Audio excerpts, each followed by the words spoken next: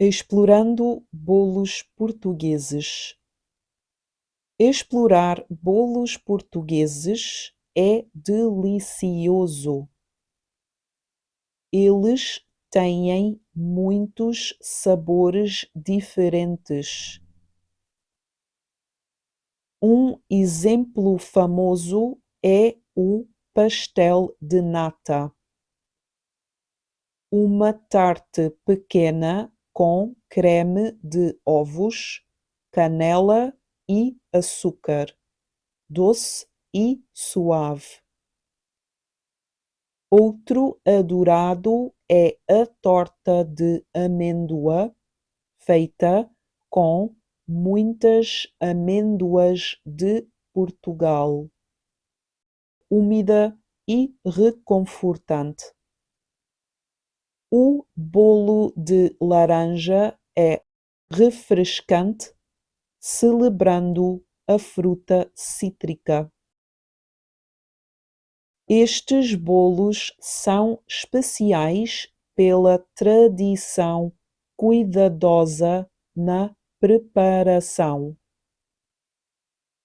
contando histórias transmitidas por gerações.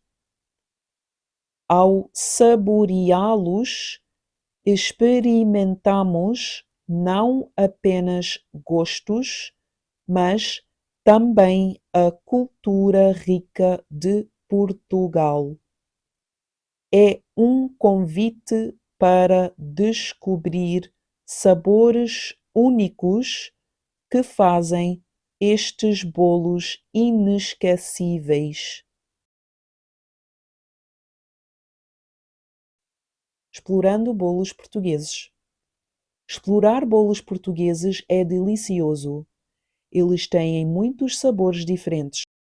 Um exemplo famoso é o pastel de nata, uma tarte pequena com creme de ovos, canela e açúcar, doce e suave. Outro adorado é a torta de amêndoa, feita com muitas amêndoas de Portugal, úmida e reconfortante. O bolo de laranja é refrescante, celebrando a fruta cítrica. Estes bolos são especiais pela tradição cuidadosa na preparação, contando histórias transmitidas por gerações. Ao saboreá-los, experimentamos não apenas gostos, mas também a cultura rica de Portugal. É um convite para descobrir sabores únicos que fazem estes bolos inesquecíveis. Qual é o sabor característico do pastel de nata?